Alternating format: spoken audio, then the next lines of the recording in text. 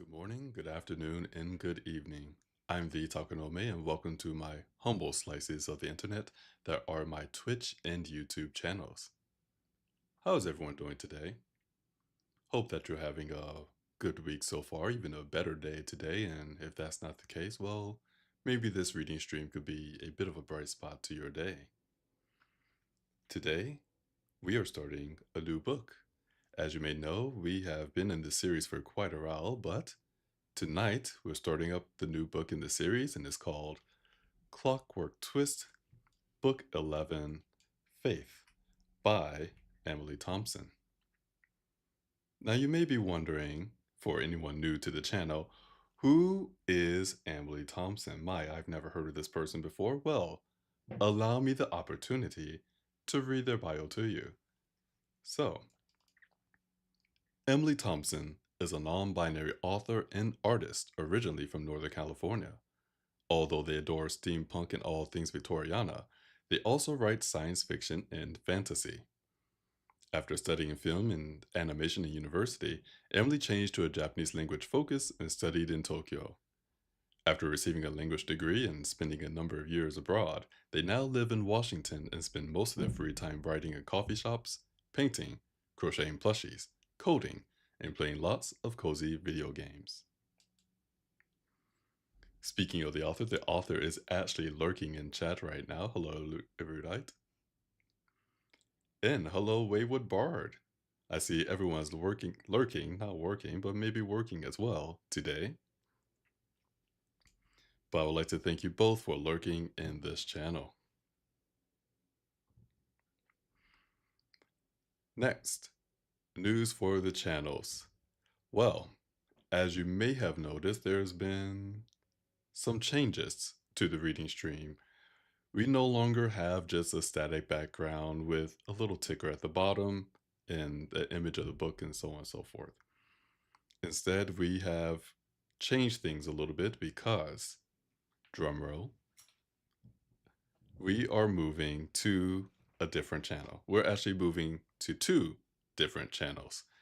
So today and next Saturday will be the last times we stream on, well, the Takanome channels. Instead, we will be moving to some new channels. Let's see if I remember the command correctly here. There we are. So we will be moving to a new Twitch and YouTube channel. The Twitch one is Taka Reads, and the YouTube one, believe it or not, is also Taka Reads. And I'm looking at the link and I realized that I messed up the link for the YouTube one, but that's okay. We can always fix that another time.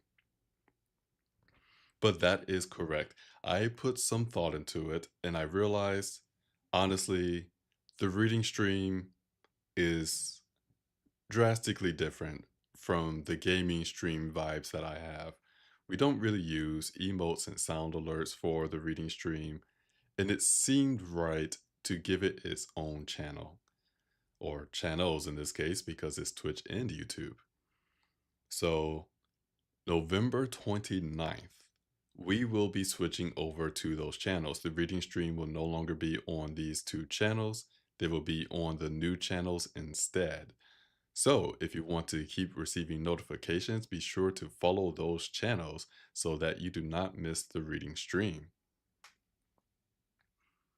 And if you somehow do not follow or whatnot by that time, I will have it in my profile that the reading stream has moved to, well, their new respective channels. Other news. Well, we will also have the reading stream Saturday after Thanksgiving. Let's see. I do not believe we have any other potential conflicts in schedule with the reading stream for the rest of the year. I do not think we do. But if something does come up, I will be sure to let you all know, either through the Blue Sky, my Blue Sky profile, or if you're part of the Discord, I will put it in the Discord as well.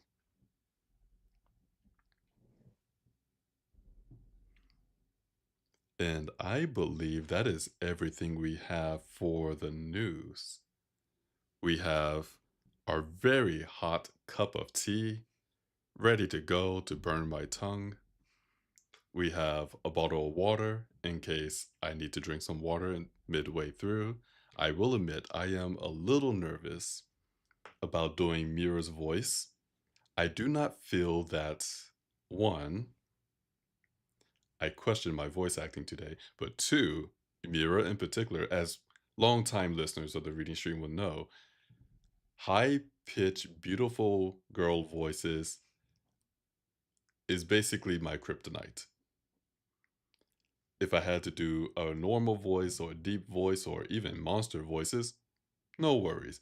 But to do a convincing sweet girl voice, that is the thing that, well, hinders me severely, but we will do our best.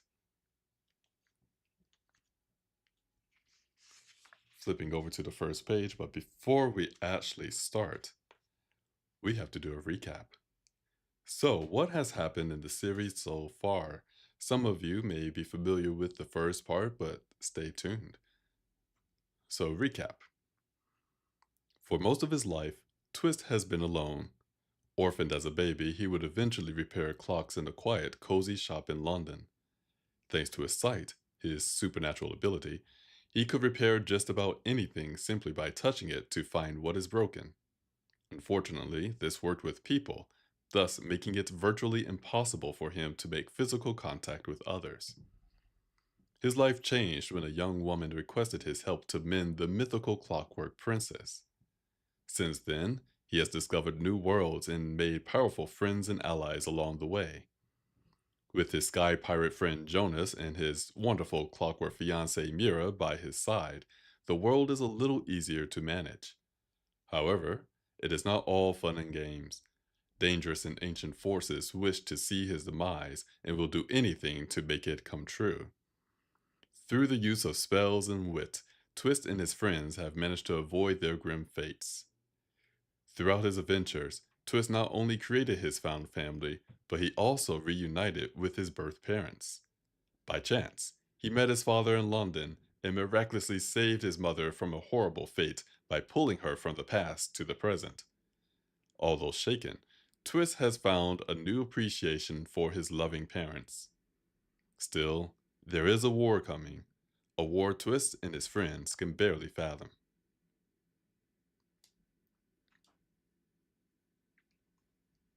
And that is the recap.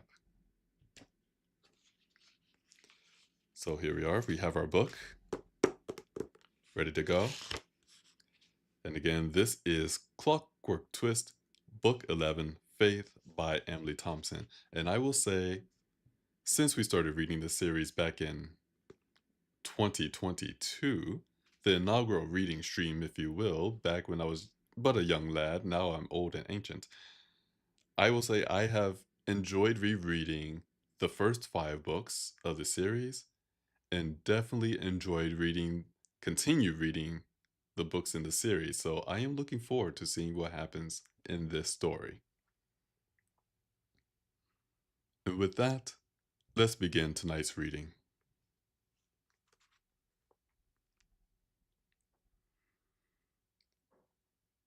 Twist woke with a start. His heart pounded in his chest, his breath was short, and the world around him was unfamiliar as he sat up and his vision swam. He blinked to clear the dark, shifting shapes around him, but realized belatedly that his vision was perfectly normal. It was his head that was swimming with the violent escape from his dream. He held himself still and took a long, deep breath to soothe his shattered wits. He felt a glimmer of shame at his own initial terror, and then the space around him became familiar once again. He was in a tent, Mira lying beside him on the simple bedroll as they had been every night this week. It must still be well before morning. In the dim light and deep silence, Twist could just see Mira's clockwork form sleeping soundly, as yet undisturbed. When he sat up quickly, he had tugged the covers off her shoulders slightly as she lay curled on one side, facing him. He gently pulled the blanket up to fit more snugly around her again, ignoring the reality that her metal body wasn't at all troubled by the chill in the air. He knew she'd rather he wake her. She'd surely be cross with him if she learned that he had a nightmare and not woken her. But he also knew that she'd blame herself for his ill dreams. Recently, he hadn't needed her help, but if she used her ghostly touch on his sight, Twist wouldn't dream at all. She saved him from nightly torment before, when he was plagued by the dragon blood, but Twist also knew that she had to keep some attention on him to ensure that he didn't dream.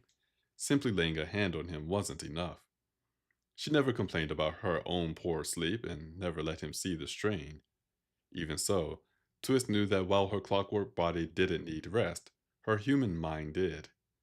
The spirit bound in that beautiful clockwork puppet and the crystals and gears was still human without the flesh. She needed her sleep as much as he did. Twist carefully lowered himself back down beside her, his gaze locked on her closed eyes, willing them to remain closed. Finally safe, lying on his back and staring into the shadows above him, Twist noticed a slight dampness on his pillow. He wiped at his brow, finding the thin moisture there already as cold as the night air. A sigh escaped him, sounding loud in the silence. Everyone else, all of the gypsies and the rest of the crew of the Icarus, were sleeping fine. There was no trace of the dragon's blood on his skin now, and the charm on his pocket watch, which was sleeping under his pillow, as always, protected him from the evil fae that might try to trouble him in his dreams. The entire camp was covered in magical wards and spells, ensuring the safety of all within. Twist could be sure, without a shadow of a doubt, that this nightmare and everyone he'd had in the last 3 days were nothing more sinister than unfortunate dreams. He thought back to the flashing fragments that remained of his nightmare. He'd been in a dark, empty house, alone.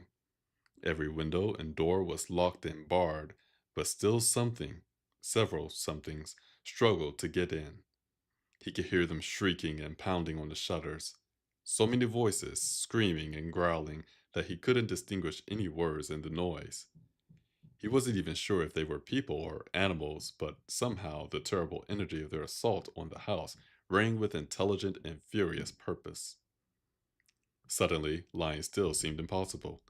His heart was pounding, his breath grew short, and his limbs felt tight and jerky as he refused to answer their pleas to flee.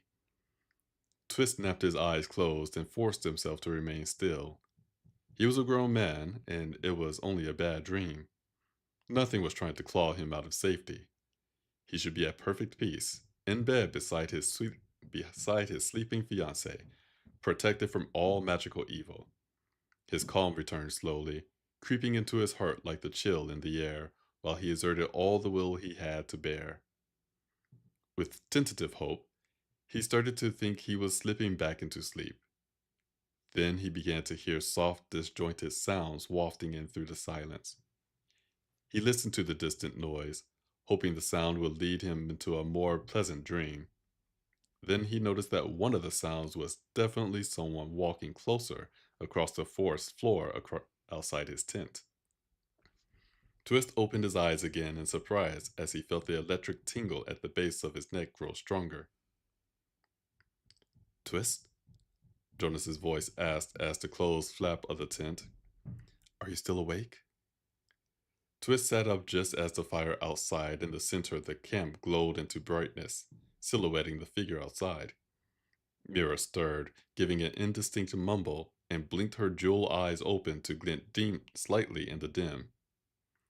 Jonas is here, Twist offered as an explanation to Mira.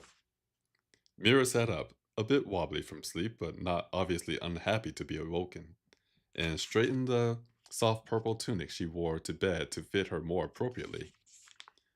Come in, Twist said, loud enough for Jonas to hear. The flap opened, and Jonas entered, clearly having dressed in a hurry.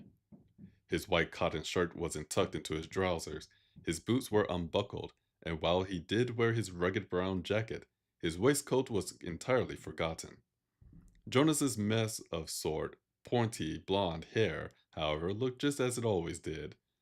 He was carrying his black goggles in his hand as he entered Twist's tent, and he slipped them on to hang around his neck by the strap. Did you just have a nightmare? Jonas asked, dropping to crouch at the foot of Twist and Mira's bedroll. Even in the darkness of the tent, Jonas's eyes glowed a pale gray lavender color in the illusion that Twist's sight put into his eyes. What? Mira asked, looking to Twist in wounded surprise. Twist couldn't bring himself to answer his friend. He'd forgotten that, thanks to the deep connection between their sights, Jonas must have felt something of Twist's lingering terror. Whether he had any control over any of this or not, Twist couldn't stem the tide of guilt. Darling, you should have, Mira began, her voice as sweet and warm as the first day of summer. It was nothing, Twist said, desperate not to hear the rest of her words. He forced on a smile for her. Really, it was just a silly dream. Despite his effort, Mira's troubled expression didn't ease in the least. Sorry, Jonas muttered, guilt now bubbling up in the buzzing at Twist's neck. Well, we got other troubles now, he said, nodding at the camp outside. Tasha and Nico are here, and now the whole camp is awake. Tasha and Nico? Mira gasped, a smile springing onto her face. Whatever are they here for? And in the middle of the night as well, she added, growing concerned as she spoke. Apparently, Jonas began on a sigh, Aiden's been taken prisoner by ciphers, and the magpies are all losing their minds, but I'm not sure about the details. I wasn't really awake when she was talking to me.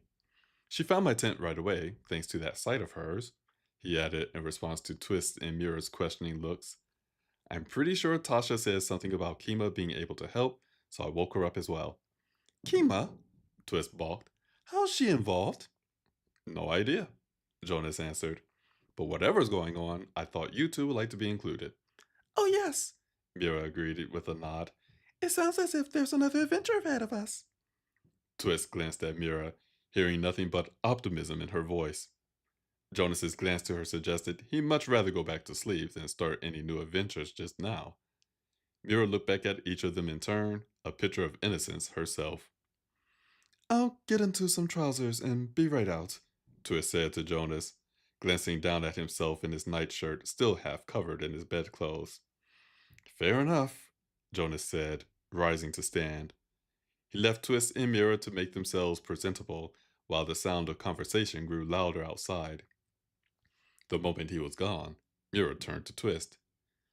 Are you alright, dear? Yes, of course, Twist said, getting to his feet to light a candle. Really, it was nothing at all. I just had a silly dream that woke me up, and Jonas must have noticed. I was about to go back to sleep when he came to see us. Well, I still like you to tell me if you had a bad dream, she answered, rising as well. You know I can help. Of course, Twist said as he picked out some clothes to put on. But I hardly want to bother you over nothing. Mira replied with a smile, but it wasn't as sunny as usual. As she lit another candle, the copper of her clockwork form shone in the high sheen. Nevertheless, Mira took a moment to buff her hands, throat, and face with the cloth before readjusting her long purple tunic and beginning to wrap herself in a matching sari of transparent purple and silver. She quickly tied her long wire hair into a single tail at the crown of her head. Twist rushed himself into a black suit and a fresh silver shirt. But even in his hurry, he did not forget to slip on a sapphire waistcoat. He buttoned it as well, but he decided to forego the cravat and did his best to tame his unruly black curls with his hands before popping his top hat onto his head to better hide now recently. Apologies, we're going to start over that sentence. But he decided to forego the cravat and did his best to tame his unruly black curls with his hands before popping his top hat onto his head to better hide how recently he'd been asleep. Mira handed him his pocket watch after retrieving both his watch and her own from under their pillows. Twist thanked her and tucked it into his waistcoat pocket as they both left the tent to see what all this excitement was about. Here we are going to take a chapter break.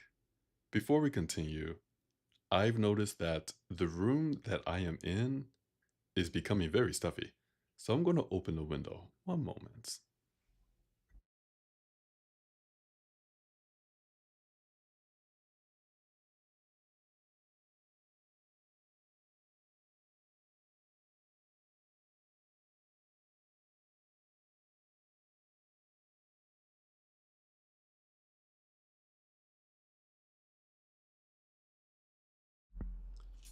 There we are. Hopefully, with the window slightly cracked open and have some airflow in, your dear host will not suffocate. Before going on, well, I'm also going to take a drink to make sure my throat doesn't get too dry, but I want to thank you all for joining this reading stream, whether you're here live or you're listening to the VOD on Twitch or YouTube. Again, these are the last two reading streams that we'll have on these channels. So, if you want to keep up with the reading stream in the future, be sure to follow the new channels with the username Taka Reads on Twitch and YouTube. Let's see how the tea is doing. Oh, that is still hot.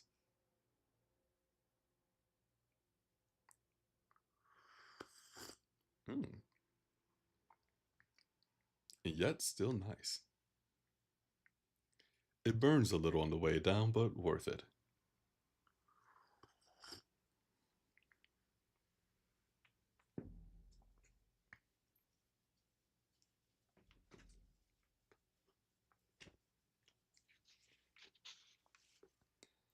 I am very happy the microphone does not pick up all the sounds I hear outside the window. But enough of that. Let us go into our next chapter.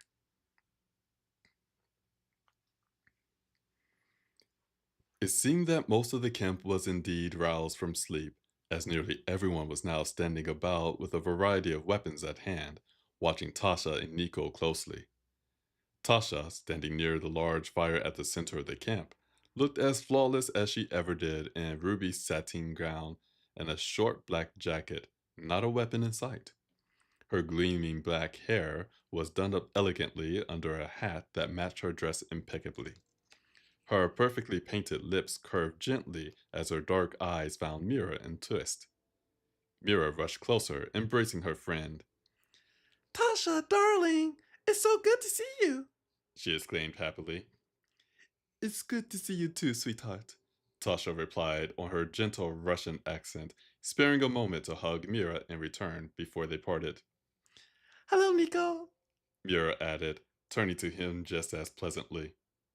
Nico nodded and offered a slight smile as he shook her hand, which Twist knew from experience with the young man was a rather emotional response indeed. He was dressed completely in black and groomed just as well as his companion. As a result, his complexion looked all the more pale, his sharp features all the more sharp.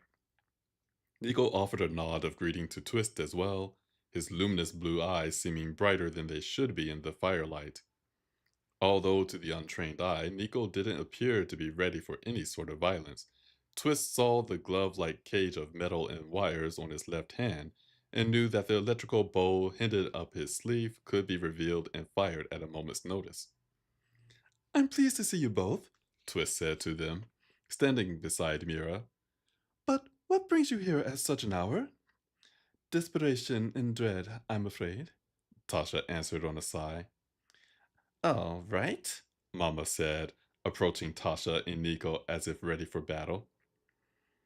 Twist's grandmother stopped to face them, her arms crossed, her stance firm, and a large knife strapped to one hip. Twist spotted Harmon and his son, Luca, following at her side, both looking just as grim as their matriarch. So, Mama went on, speaking to Tasha and Nico.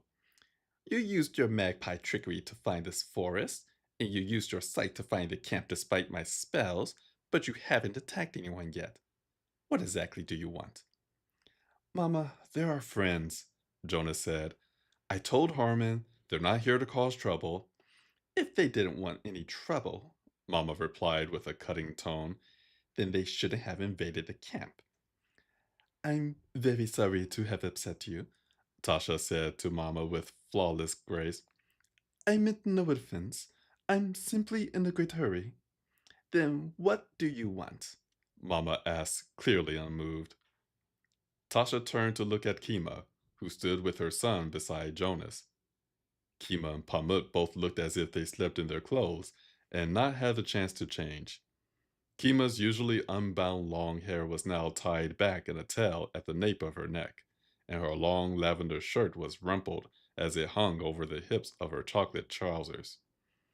Her feet and her son's feet were bare and apparently untroubled by the forest floor. Pamut's appearance, meanwhile, caught Twist's attention. He looked almost exactly like a miniature version of Jonas, if not for the fact that his trousers and jacket were gray. Nevertheless, he was without a waistcoat, cravat, or hat. His hair, while less pointy and dark rather than blonde, was a jumbled mess, and both his posture and expression were exact copies of Jonas's. Kima, Tasha said to her. I wish I could have met you at a better hour, but I've come to ask for your help. Kima glanced at Jonas before replying. So I've heard, but what can I do for you? I'm nobody. You know that. You are far from nobody, my dear, Tasha said kindly. I'm sorry to have to tell you, but your home has become a strategic location in the war against the Fae. Tasha explained with a reluctant weight to her tone. Kima's shock was perfectly apparent. Twist and Jonas looked to each other in alarm, both easily recalling the warning of their friend Sky.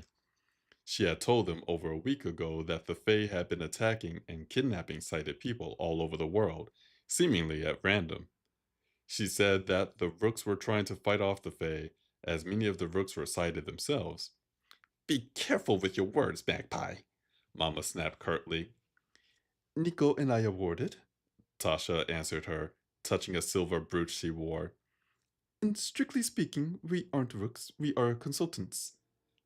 It was only once she mentioned it that Twist recognized the charm that Pamut had enchanted to protect Tasha from being seen or heard by any passing Fae.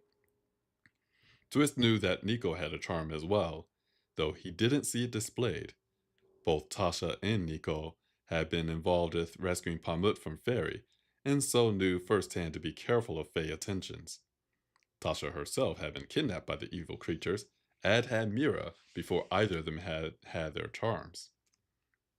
Twist unconsciously glanced to the place just under Mira's clockwork throat, where he attached her enchanted silver charm invisibly behind the copper panel of her skin to ensure that she never lose it. His own charm sat still and silent, but as powerful as ever, engraved on the back of his pocket watch, while Jonas's charm was tattooed on the inside of his left arm. Kima's charm hung around her waist, as always, on a silver bracelet, and Pamut's hung around his neck on a chain of his own. I don't know how much any of you know, Tasha explained while Twist counted charms. but the Fae mean to take back all of their fellows who have been trapped in this world as sites as swiftly as possible. The Rooks are taking on the brunt of the battle for now, but we are not the only ones under attack. And now the Cyphers are helping the Fae to murder any sighted people they can find. A wave of alarm and terror rippled through everyone around the fire. Although he hadn't noticed them in the crowd before, Twist's parents, Miguel and Naomi, now drifted closer to him as if protectively. Mira silently took Naomi's hand, sharing her concerned glance before turning it to Twist. The strangest of the fact that his own mother was younger than him, thanks to the time machine his father had built, seemed all the stranger when she worried about him. Of course, Miguel looked just as young now as well, thanks to the magical gift of youth that Mama had given him. Twist shook his head and tried to shove the weirdness of his life back to the back of his mind when Mira spoke up. Sky told us there was a war, She said to Tasha. but she told us that people were being taken, not killed. That's awful. And now those nasty ciphers are helping them? Tasha nodded, glancing at the looks of surprise and dread in the gypsies around her. We found out a few days ago that Lord Loki of the Ciphers had begun to use Kima's home village as a staging ground to gather the excited. Kima's face washed over with horror at this. As far as I know, your people are not directly in danger, Tasha added swiftly, which calmed Kima somewhat. granted. Loki is forcing them to help him, but then he wouldn't hurt them if they were useful to him. She added soothingly. Kima stared at the dirt, looking like she might like to kill again. Jonas watched her with obvious concern, but he didn't reach out to her. Well, Tasha muttered, clearly seeing that her words hadn't helped. Loki was using the village as a collection point for whatever sighted he'd been able to capture. He then hands them over to the Satan thugs to be executed. Aiden did try to put a stop to it all, but the ciphers are using a technology or magic we don't understand to protect the village from attack. The only way in is with the help of your relatives. Tasha said with a gesture to Kima. Kima, looking back to her, seemed reasonably confused and alarmed by this, but she remained silent as Tasha continued. Aiden managed to gain help from an airship pilot from your village, Tasha went on. and personally led an assault on Loki. Tasha paused, looking troubled. That was 2 days ago. No one has left the village since, and there are no other Duchu outside the village. Though Twist found the word unfamiliar, Kima responded to it in a way that suggested she recognized it and hadn't expected Tasha to say it. Did I pronounce that wrong? Tasha asked, clearly struggling to work out Kima's reaction. No, you said it fine. Kima replied. Just why call my people people in our language instead of yours? The pilot, when she was asked, told Aiden to call your people Duchu. Tasha answered. Kima struggled. I guess that works. You're here to ask me to help you get into my village to save Aiden. I thought you didn't like him any more than we did. Under the circumstances, Tasha replied on a sigh. Nico and I have agreed to put our past with Aiden aside. After all, the Rooks are the only ones fighting for the sighted, and You, my dear, are now our last chance to rescue Aiden, Tasha added with appropriate gravity. No one can see past the cipher spells and technology, and we don't understand any of it well enough to combat it. We don't even know how they made it so that only someone with your bloodline could pilot an airship past the barrier. It doesn't seem to matter who else is on board, so long as the pilot is neutral. Mm, I never heard of wording like that, Mama mentioned, appearing disturbed by the idea that she hadn't. It just sounds like a blood lock, Pambut mentioned. Everyone looked to him as if startled. He looked about, alarmed by the attention. It's a face spell, he explained. Or at least it sounds like it. I never cast one, but I heard about them. Do you know how to break the spell and gain entry? Tasha asked him, clearly still surprised. No, no, you can only break a bloodlock from inside, Pambut answered swiftly, shaking his head. That's the whole point. Hmm. What if we got you inside? Kima looked at Jonas sharply, her dark eyes aflame. Are you hearing yourself? That's a war zone, and he is a child. But he's the only one who's ever even heard of this magic before, Jonas countered, his voice high and laced with startled alarm. Well, then that's too bad, Kima snapped back. Jonas stared at her anxiously, nearly catching her eyes as he clearly tried to work out what was happening. But he didn't retort. No, I can do it, Pamut said to his mother with a sudden boldness that looked new on him. Kima's expression darkened, and she looked away from her son. Pamut's boldness wavered into apprehension. Can you really, sweetheart? Tasha asked the boy gently, calling a glare from Kima. Well, if it's what I think it is, Pamut answered. He nodded. Yeah, spells like that need a circle. Those are easy to break if you could get into the circle. The ciphers don't. No. He isn't Storm, Kima said to Tasha, her tone solid and sharp as a knife. Storm told everyone he was sighted. If they're killing sighted people, Pamut isn't going anywhere near them. Tasha remained cool and collected, looking back to her without emotion. But Mom, Pamut began on a whine. We'll talk about this later. Kima's tone was incontestable. Pamut gave a put-on sigh but said no more. Jonas looked as if he very much liked to comment on this, but he too remained silent. Well, that issue aside, Tasha pressed on. Without your help, Kima, we can do nothing to rescue Aiden, and without him, the Rooks are already beginning to buckle. They are at a war, striving to save all sighted from the torment of the Fae. If the Rooks fall, there will be no one else to battle Fairy on behalf of humanity. The dragons are gone, the Jinn will not help us against the Fae. We are on our own. And you've been going around with Aiden too long, Jonas grumbled. Stating the obvious for dramatic effect is cheap, and you know it, Tasha. Standing silent beside Tasha, Nico smirked, clearly agreeing with Jonas's comment. Tasha shot Jonas a glare as fine and controlled as a needle, which Jonas only barely saw as he kept his naked eyes away from hers. I understand, Kima said, regaining Tasha's attention. My people would never help the ciphers to do something so monstrous, no matter how godlike their ciphers may seem. That means that they have no choice and are in trouble of their own. That's enough reason for me to help you, no matter how I feel about Aiden. Tasha's face visibly relaxed into a charming smile. Besides, Kima added, most of my friends are sighted. Why would I want to help? I knew I could count on you, Tasha said, clearly realizing that Kima was including Tasha in her list of sighted friends. Thank you, Kima. When do you want to leave? Kima asked. As soon as possible, Tasha said grimly. I'll go get my things, Kima said, turning to go. She took Pamut with her, but left the others behind. Johnny, Belle has a charm, doesn't she? Mama asked, seeming uncharacteristically worried. Everyone in the Vamana does, Jonas answered, nodding. Good, good. Mama looked to Tasha. Are the ciphers the only tool the creatures are using to find the sighted? Some sighted are being attacked without warning, Tasha said, shaking her head. We think the Fae are listening very closely for anyone who speaks of their own site or someone else's.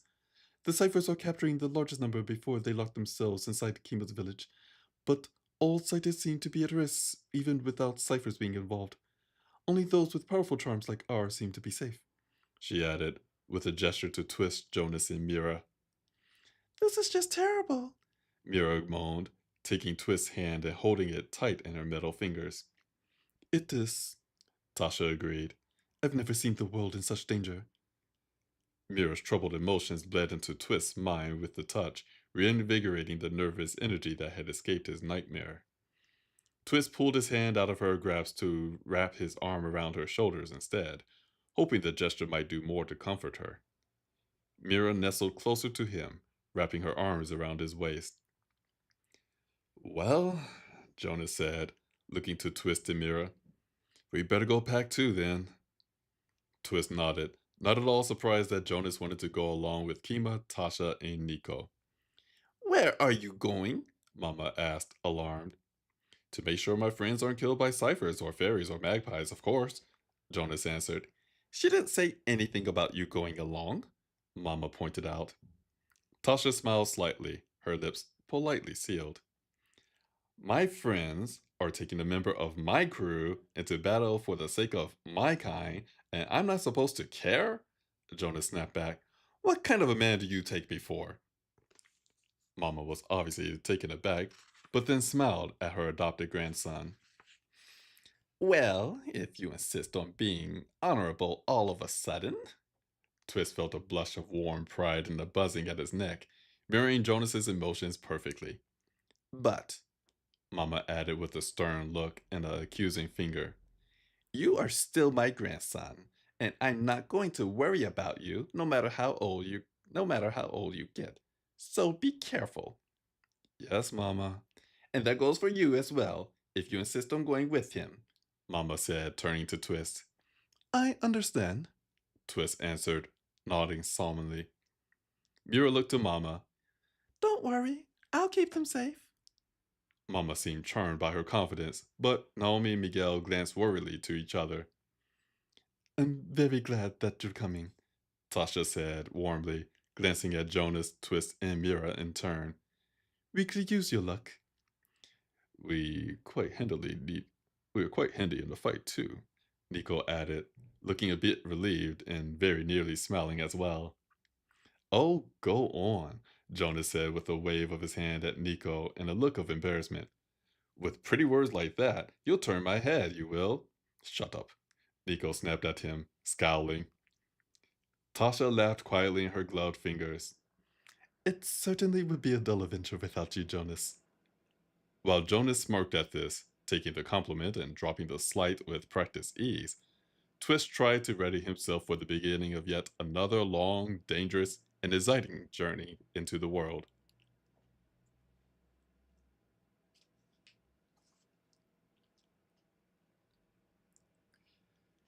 Here we're going to take a chapter break.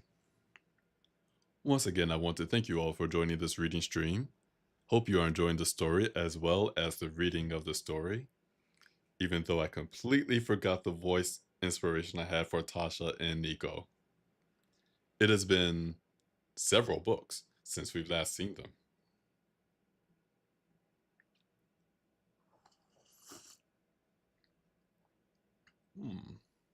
That's nice. That's very, very nice. As you all know, I do have a cup of tea in hand.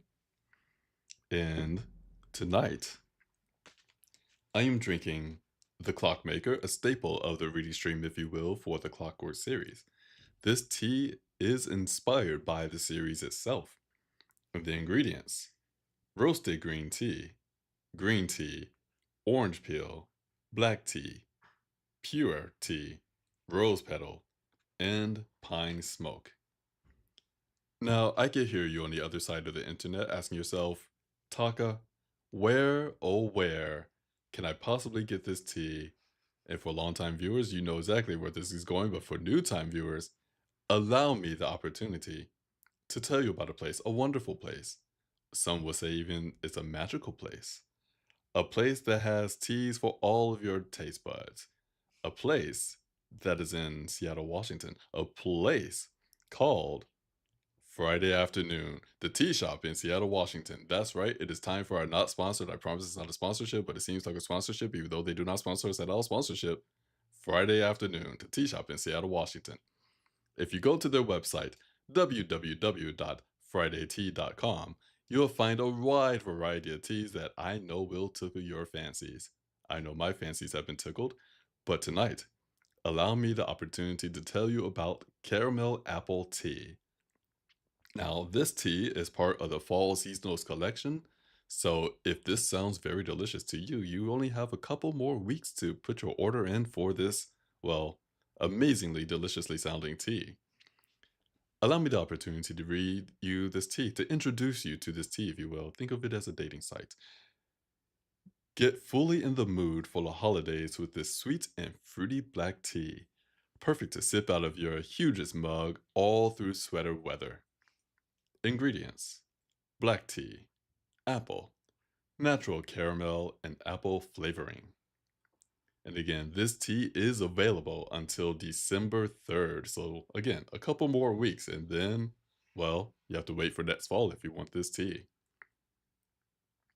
There are 8 reviews, 4.62 out of 5 stars. And we're going to read a couple of these reviews here. So, this first one is from yesterday, November 14th, 2025, IB.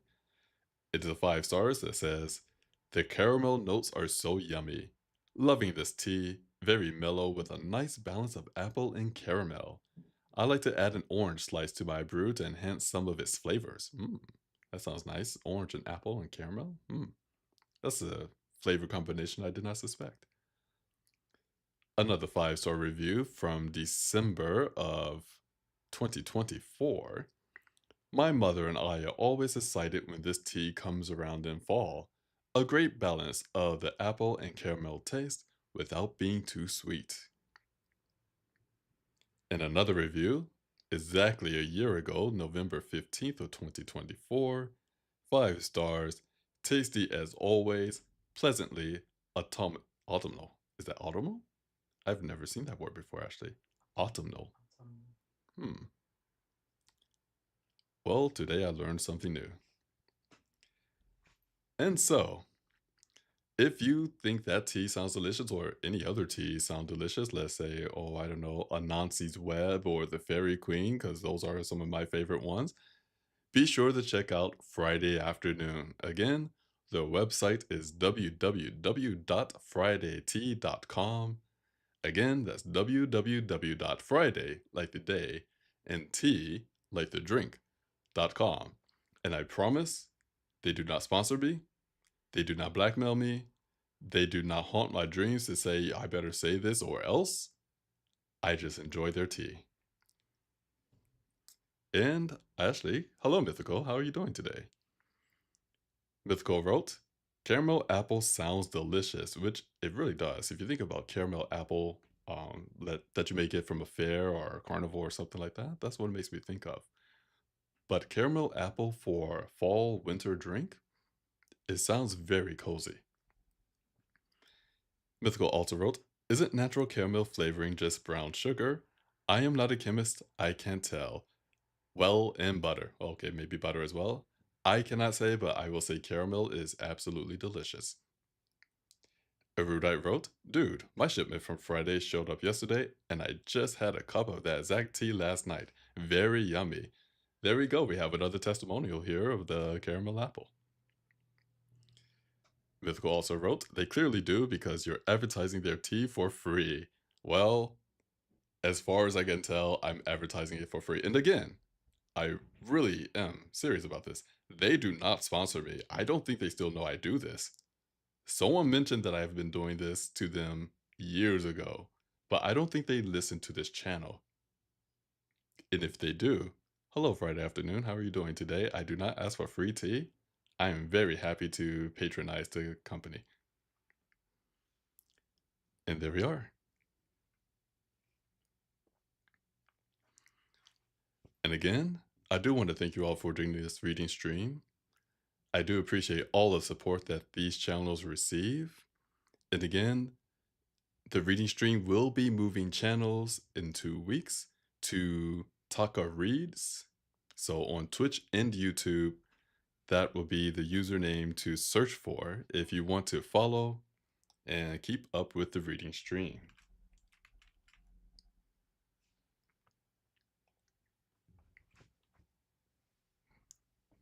I'm surprised it's still a little warm in here. Mm. Then again, I am drinking somewhat hot tea, so maybe that might be affecting me a little bit. Oh, something I forgot to mention at the beginning of the stream. This should have been part of news. With, I'm not sure if you could hear the sirens, but I don't think you can. I hope not. Nevertheless, with, I believe, the success of the Halloween stream, I would like to do a Christmas stream, if you will. So for the Halloween stream, we had people submit stories to, well, celebrate the occasion, if you will.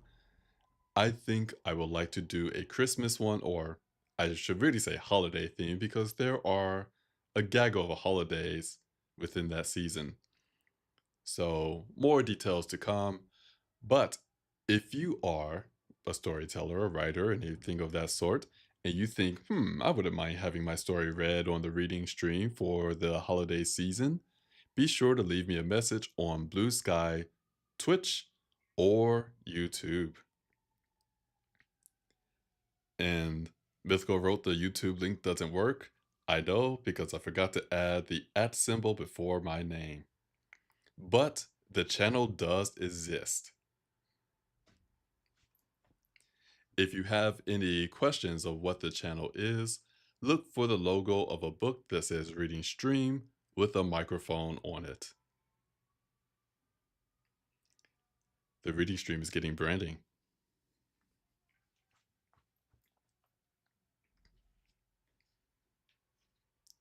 And before we go back into the story, one other thing that had been on my mind.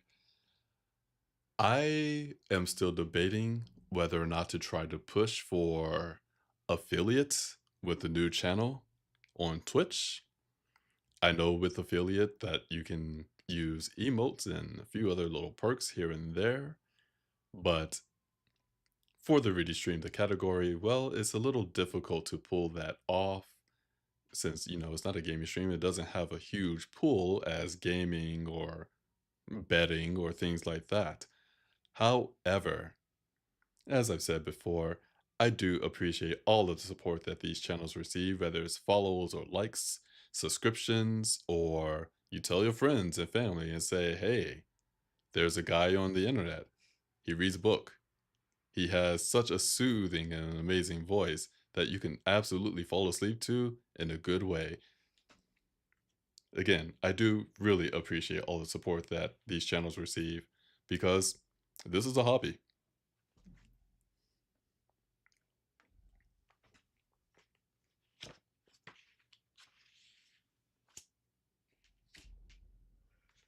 Gonna take another sip. Mm. Let's see if we could keep the voices in my head straight. Let us go into our next chapter.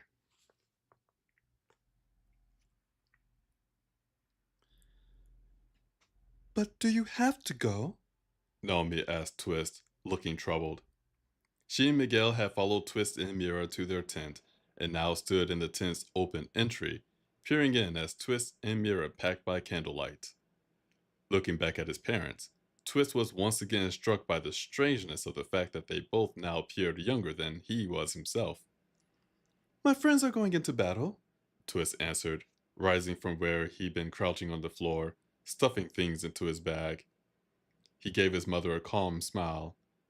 But you shouldn't worry. My companions are formidable warriors. No matter the danger, I'm sure we'll pull through. Then why do you have to go? Naomi asked him, stepping closer. Can't Jonas and Kima and the others take care of it themselves? I'm sure the magpies will help them too. Stunned, Twist could only stare back at her for a moment. The idea of letting Jonas and Kima go off into danger and adventure without him was so foreign to him that it felt prickly and uncomfortable in his mind. Even Mira had been. One moment, there's a train going by.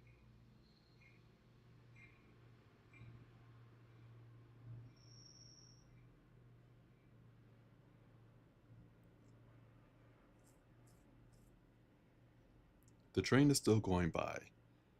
Once the train is done, we will start that paragraph over again.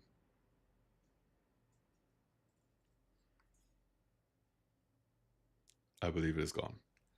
Let's start that paragraph over. Stunned, Twist could only stare back at her for a moment. The idea of letting Jonas and Kima go off into danger and adventure without him was so foreign to him that it felt prickly and uncomfortable in his mind. Even Mira had been at all surprised that they would be going along. Seeming to see this confusion on her son's face, Naomi grew nervous. This sounds like a very dangerous plan, She said quickly. and now that I finally have you back, I don't want to lose you all over again, Tristan. Twist's chest tightened to see the dread on his mother's face. It didn't matter if she looked barely older than 20 and he was nearly 30. It didn't matter how many dangers Twist had already faced and beaten. She worried about him as if he were still her infant son. I'm sorry, Mother.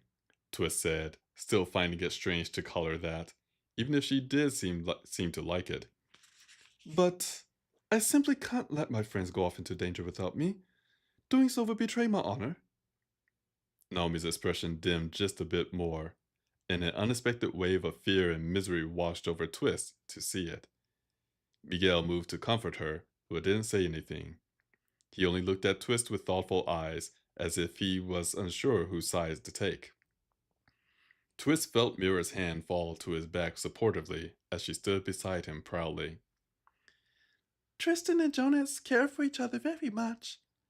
Mira said sweetly to Naomi and Miguel. Twist nearly shivered to hear his birth name on Mira's lips, but he remained silent. But I can honestly say, Mira went on. that they are both much stronger together than they are apart. So long as they are together, there's nothing they can't overcome.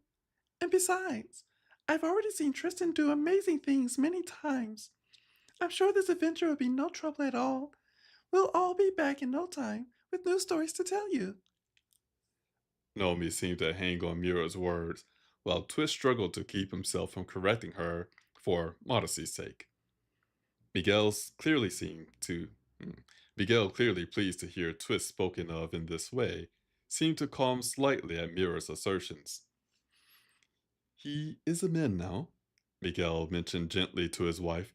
but even if it's not our place to protect him anymore, we can still pray for him.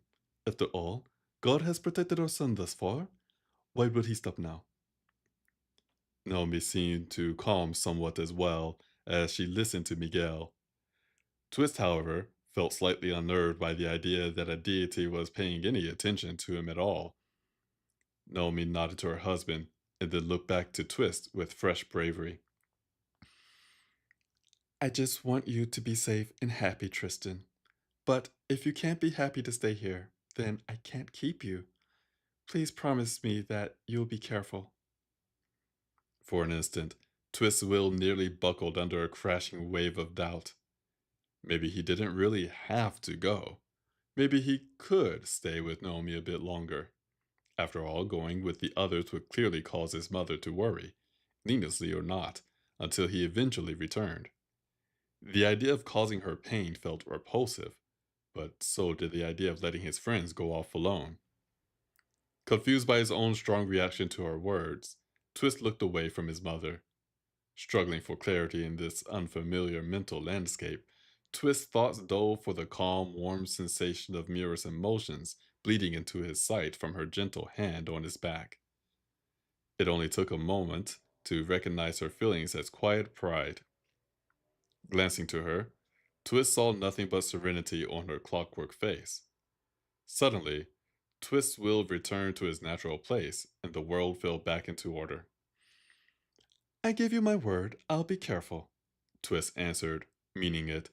I have no intention of being reckless. I'm sure I'll see you both again very soon. Naomi nodded again, seeming to believe him. Then she paused, gazing at him warmly. You're a good friend, She said. you certainly have a lot of courage and honor. I'm very proud of you, Tristan. Twist was too amazed to respond and simply stood staring at her while her words echoed about in his spirit, turning things into gold. Naomi and Miguel offered a few more words of polite encouragement and then left Twist and Mira to finish packing. The moment they were gone, Twist sat heavily on the floor and took a moment to breathe, as he just fought a long and arduous battle. Mira gave a soft, cooing tone and knelt beside him, wrapping both arms around his shoulders from one side and leaning her head against his. Her emotions washed warm and soothing over his sight. There, darling. She said sweetly. That was all very confusing. Twist murmured weakly. Mira's emotions sparkled with sunny light. Parents are very skilled at getting their children to do what they want them to. They employ all sorts of tricks. They say that part of becoming an adult is learning to stop letting them control you. But that's something I never managed myself. She added sheepishly. Oh, Twist said, remembering this same sort of thing from novels he read. He suddenly realized that, until now, he never encountered it himself. I think you did the right thing. Mira mentioned. I can understand why a mother might worry, but she doesn't really understand how intrepid you are, darling. She doesn't need to worry about you. I don't believe there's anything you can't handle. You're amazing. Twist laughed lightly. Thank you, my dear, but you're making me blush. Oh, I'm sorry. Mira said, lifting her head to look at him. She kissed his pink cheek. I'm just so very proud of you. I can't help but say so. Twist smiled back at her, soaking up her praise. Just now, he didn't really care if he deserved it or not. It felt far too good to refuse.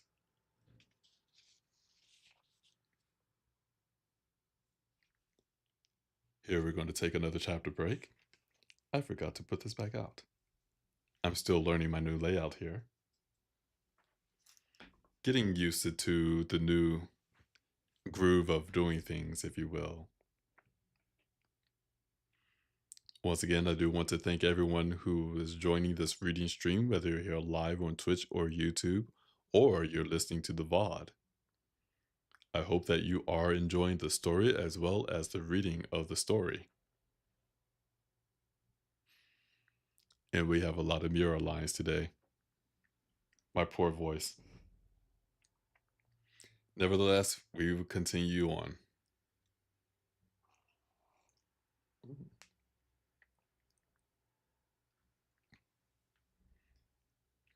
I see it's top of the hour, which means it's time for me to do a little stretch. As you know, I typically stand when doing the reading stream.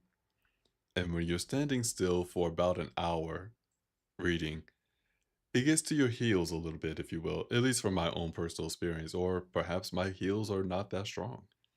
But we're going to do a little bit of stretching here.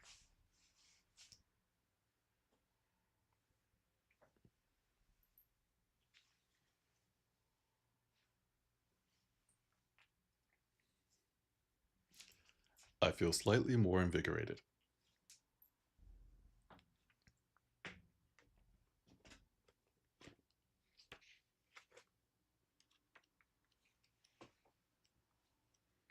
Double checking something.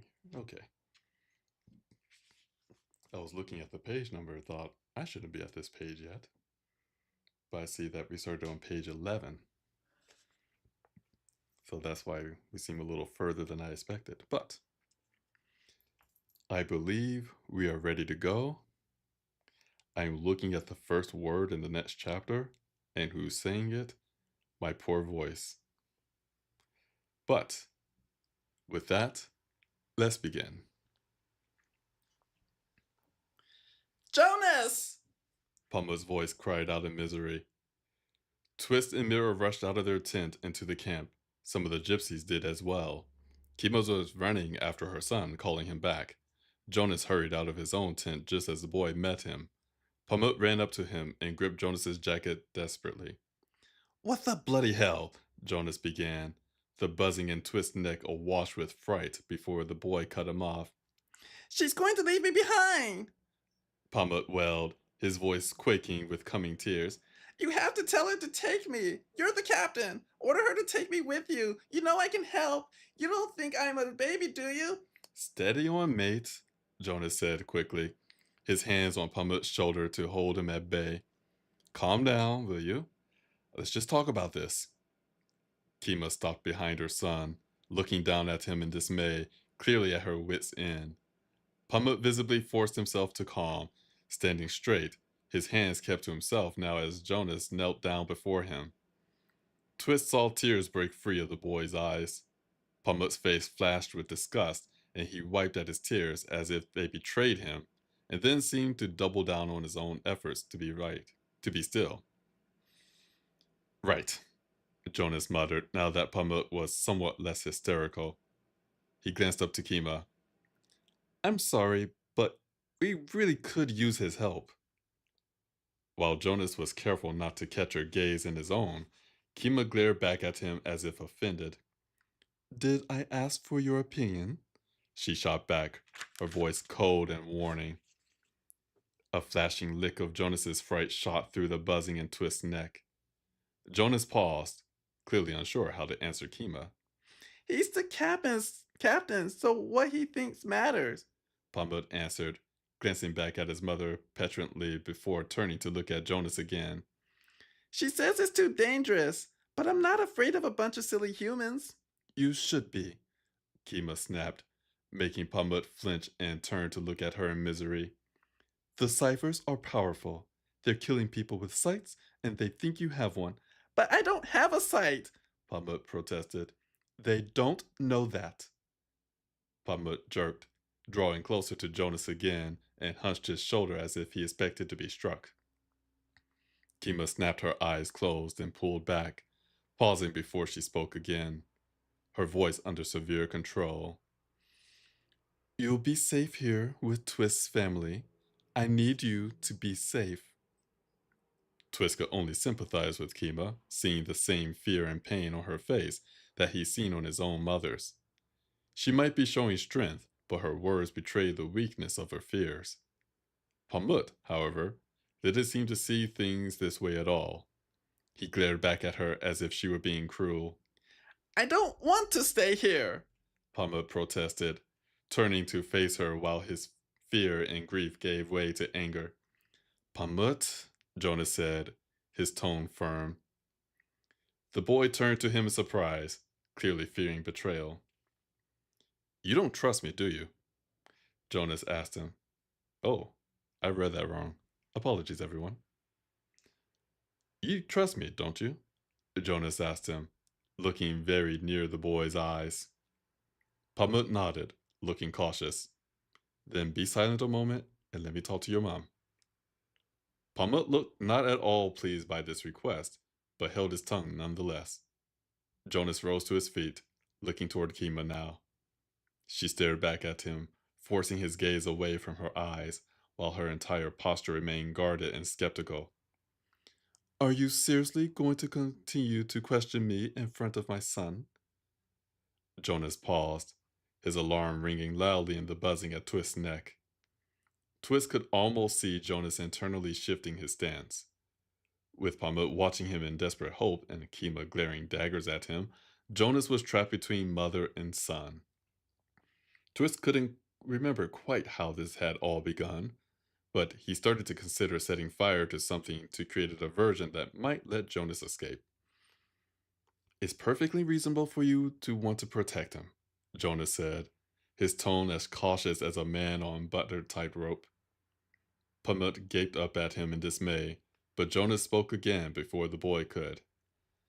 I'm just concerned, Jonas went on, that you might be forgetting the fact that he's safer with you than he is anywhere else. Pamut's expression turned critical, but he remained silent. I'm going to war, Kima pointed out coldly. The Fae are attacking people all over the world, Jonas replied, his tone remaining firm but level. Tasha told us so. Even without a sight, Pamut's been a target ever since we rescued him. Yes, Mama is powerful, but she's not his mother. You can keep a better watch over your own son than anyone. And you're a bloody warrior, Kima. I couldn't protect Storm from Loki by myself, Kima cut back.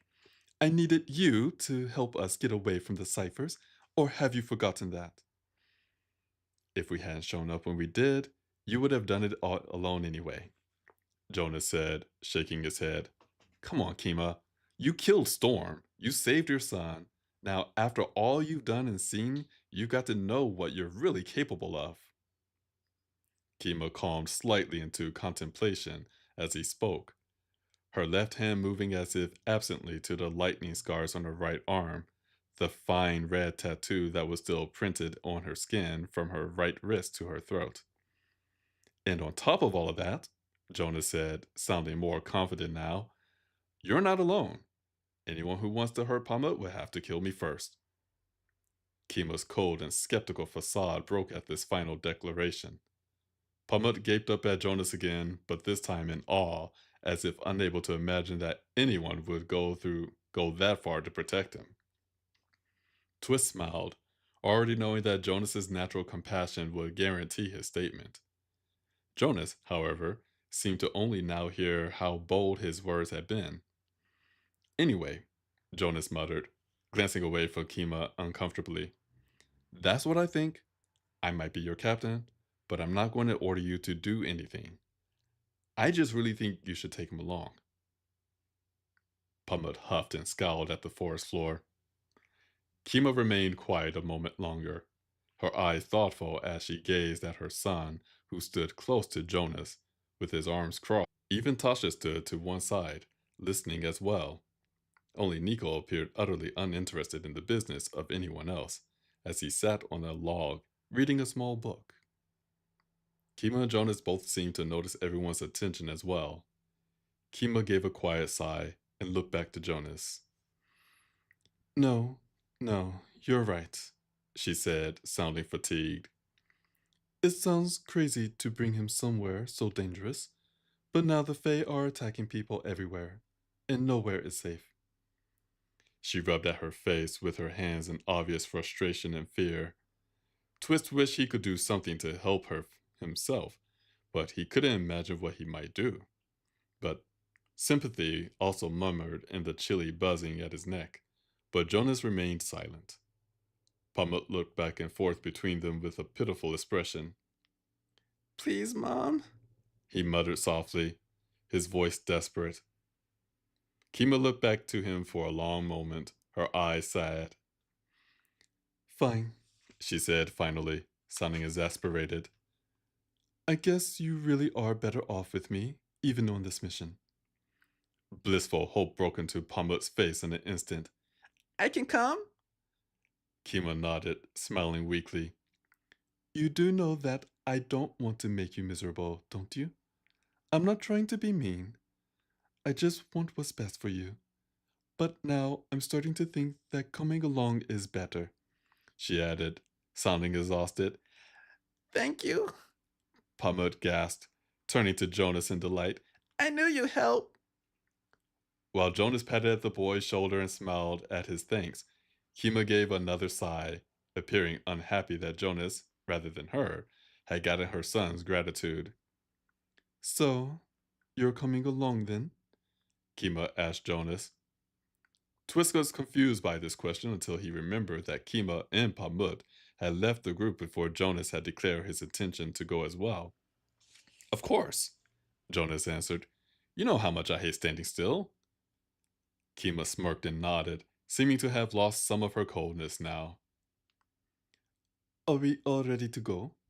Tasha asked pleasantly, approaching now. Almost, Kima answered, no longer surprised to find her there. Are we taking the Icarus then? I should hope so. Tasha answered. According to what I've heard of the Rook's airways, that pretty ship you're traveling in these days is rather quick indeed. The magpies are gossiping about my ship? Jonas asked, alarmed. Rooks will gossip about anything, Tasha said dismissively.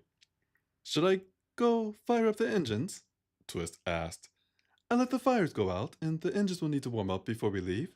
It's a delicate prototype design, you see, he added to Tasha. A prototype? Nico asked, his head popping up from his book. Oh, you'll love it, Jonas said. It's strange and mysterious, full of frightfully advanced technology, just like you. Go ahead, Twist. I'll be right behind you. Twist, I would like to go with you, Nico said, already on his feet and moving to join Twist. Twist chuckled to himself at the young man's enthusiasm. He and Nico snatched up Twist and Mira's luggage on their way out of the camp. Twist offered Mama and his parents one final farewell on his way out, leaving Mira to say her goodbyes to the gypsies and to see any other to and see to any further parting details.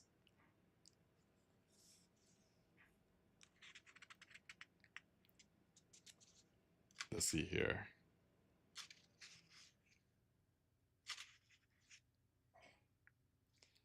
I am looking at the time, and I believe this may be a good place to call it an evening for the reading stream. The next chapter is not so short. But with that, once again, thank you all for joining this reading stream. I hope you enjoyed the story as well as the reading of the story.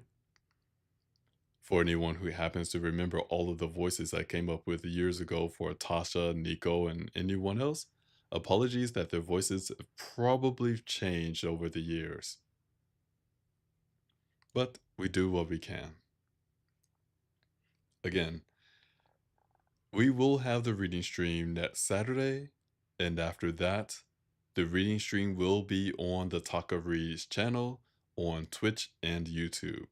So if you want to stay with the reading stream to get notifications, be sure to follow those channels. And I believe by next Saturday, I have a better idea about a holiday special for the reading stream. So stay tuned for that if you want to contribute to that as well. And with that, I want to wish you all a wonderful day, a wonderful evening. Be safe out there, take care of each other, and I'll see you next time. Until then, take care, and bye-bye.